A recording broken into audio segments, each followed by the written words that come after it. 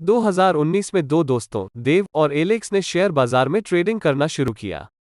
देव एक IT firm में कर्मचारी थे, जहां उन्हें प्रति महीना 15,000 का वेतन मिलता था, लेकिन वेतन उनके अतिरिक्त खर्चों को पूरा करने के लिए पर्याप्त नहीं था। इसलिए वो इस मुद्दे को हल करने के लिए एक अतिरिक्त आय स्रोत चाहता था।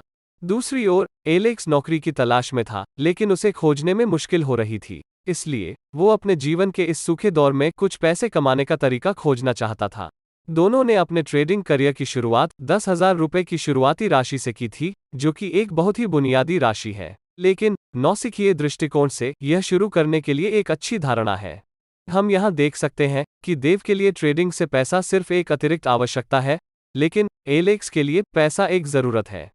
इनका मनोविज्ञान शुरू से ही अलग है। दोनों ने stop loss, target, reward to risk और पोजीशन साइजिंग और कुछ अन्य महत्वपूर्ण चीजों की बुनियादी अवधारणाओं को सीखने में कुछ समय लिया। दोनों के पास एक ही ब्रोकर था, जिसने अधिकतम 25x लीवरेज दिया। देव महीने के अंत में अपनी ट्रेडिंग पूंजी के रूप में जितना पैसा बनाना चाहता था, उसके बारे में बहुत यथार्थवादी था।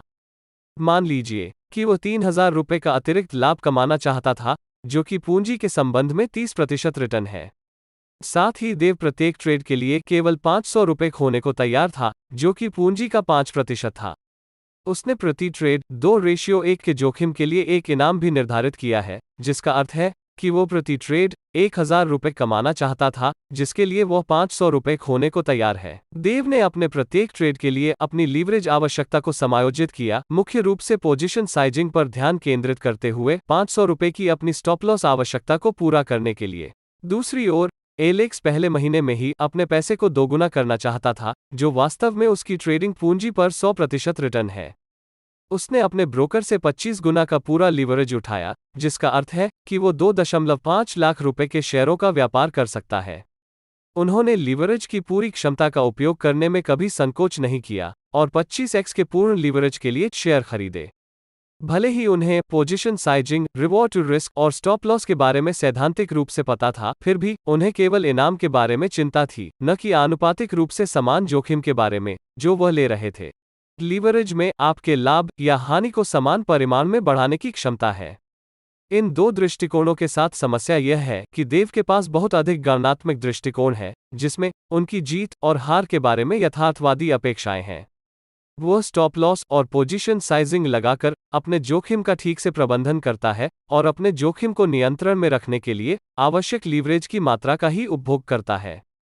एलेक्स अपने पैसे को दोगुना करने की एक अवास्तविक उम्मीद रखता है और इसे तेजी से करने की प्रक्रिया में वह सभी लीवरेज का उपभोग करता है जो उसे मिल सकता है और पूर्ण उत्तोलन के लिए प्रतिभूतियों की खरीद करता है। अब मुझे बताओ कि लंबी समय सीमा में कौन सफल होगा। यदि आपने उत्तर दिया है कि देव लंबे समय तक सफल होगा, तो आप शायद सही हैं और इसका मतलब है कि आप जोखिम और लीवरेज को बारीकी से समझते हैं। और यदि आपने एलेक्स को जवाब दिया है, तो आपके पास अपने ट्रेडिंग के साथ जाने का लंबा सफर तय है, क्योंकि इस प्रक्रिया में एलेक्स अंततः अपने ट्रेडिंग खाते को उड़ा देगा और शायद ट्रेडिंग करना भी जारी न रखें, क्योंकि किसी समय वह केवल एक खराब ट्रेड में अपना सब कुछ खो देगा। एलेक्स की समस्या 25x के पूर्ण उत्तोलन का उपयोग करने में नहीं थी, लेकिन यह उस राशि की वास्तविक अपेक्षा रखने में असमर्थता के साथ जुड़ा हुआ है जो वह बनाना चाहता था, और वह प्रति ट्रेड खोने के लिए तैयार था। लीवरेज एक दोधारी तलवार है जो आपको बचाने के साथ साथ आपको मार भी सकती है, इसलिए इसका सावधानी से उपयोग करना महत्वपूर्ण है और इसके लिए आपको अपने खाते को उड़ाने से बचने के लिए जोखिम प्रबंधन को नियंत्रण में रखना होगा, चाहे वो पोजीशन साइजिंग या स्टॉप लॉस या जोखिम के लिए इनाम हो। अक्सर कम पूंजी वाले व्यापारी घातीय लाभ कमाने के लिए बाजार में इस तरह का जोखिम उठाते हैं। तो आइए हम ट्रेडिंग कैपिटल के पीछे का इस मनोविज्ञान को समझते हैं। ट्रेडिंग शुरू करने के लिए कितना पैसा चाहिए? प्रत्येक व्यक्ति जो ट्रेडिंग में नया है, यह प्रश्न पूछता है। लेकिन क्या यह सवाल पूछना सही है? उत्तर उतना स्पष्ट नहीं हो सकता जितना लगता है। एक पारंपरिक दृष्टिकोण से देखा जाए तो हम सोच सकते हैं कि आपको अपनी ब्रोकरेज फर्म द्वारा खाता खोलने के लिए आवश्यक न्यूनतम राशि की आवश्यकता है, जो डिस्काउंट ब्रोकरों के मामले में लगभग 200 या 300 रुपये अधिकतम है। इसके अलावा, यदि आप ट्रेडिंग के साथ शुरुआत करना चाहते हैं, तो ऐसे स्टॉक हैं जिनकी कीमत 1 रुपये से कम से लेकर 70,000 रुपये के करीब तक है। तो इससे कोई फर्क नहीं पड़ता कि आपके खाते में कितना पैसा है। धन की आवश्यकता इस बात पर निर्भर करती है कि क्या कोई स्टॉक ट्रेडिंग, ऑप्शंस या फ्यूचर्स कॉन्ट्रैक्ट, या शायद इन प्रतिभूतियों का संयोजन होगा। हालांकि यह महसूस करना महत्वपूर्ण है कि इनमें से किसी भी उत्पाद में भाग लेने के लिए केवल न्यूनतम खाता आकार को पूरा करने से आप ट्रेडिंग करियर शुरू करने के लिए अच्छी स्थिति में नहीं आ जाते हैं।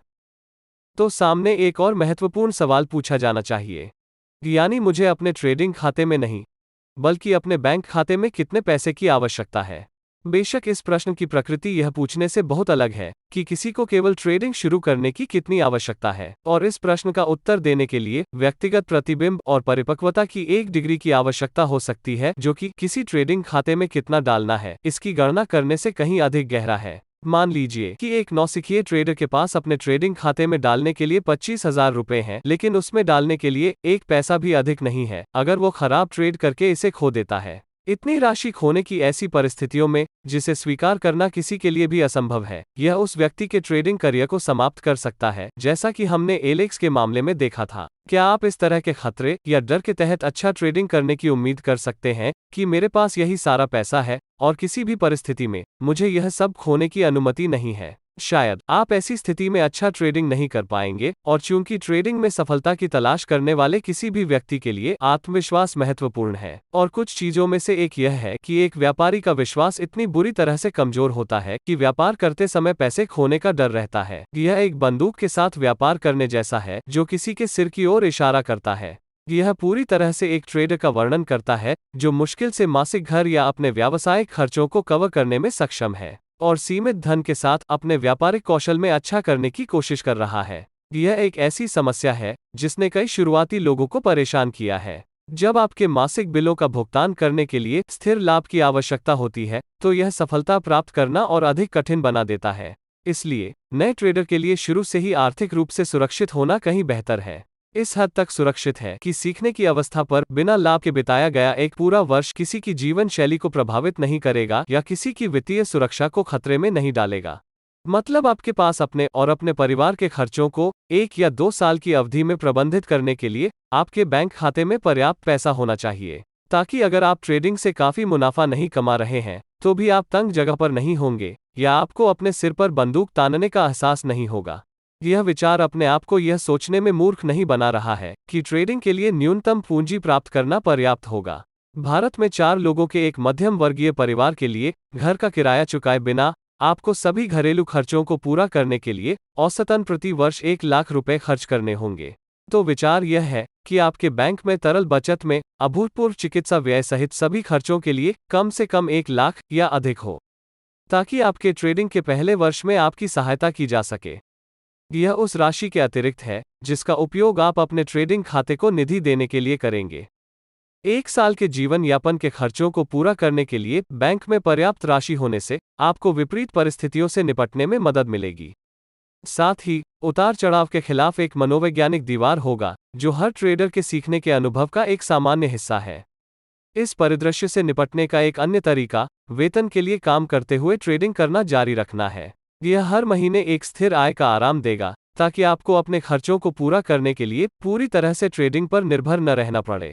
और एक बार जब आप अपनी रणनीति और जोखिम प्रबंधन के साथ पर्याप्त अनुभवी और आश्वस्त हो जाते हैं और आपके बैंक खाते में अच्छी रकम होती है, तो आप अपनी नौकरी छोड़ने के बारे में सोच सकते हैं और पूर्णकालिक ट्रेडिंग करने का निर्णय ले सकते हैं। इसके साथ ही कहा जा रहा है कि आपकी व्यापारिक पूंजी का मनोविज्ञान आपके निर्णय लेने और जोखिम प्रबंधन को प्रभावित करेगा। इसलिए हमेशा सुनिश्चित करें कि आप केवल उसी राशि को दांव पर लगा रहे हैं जिसे आप खोना चाहते हैं, और फिर भी इसके साथ ठीक रहें। मुझे उम्मीद है कि वीडियो ने आपको सुधार के लिए कुछ अंतर्दृष्टि दी है। अगर यह वीडियो को पसंद करता है तो कृपया वीडियो को लाइक करें, चैनल को सब्सक्राइब करें और नोटिफिकेशन को सक्षम करने के लिए बेल आइकन को दबाना न भूलें, ताकि आप किसी भी वीडियो को मिस न करें।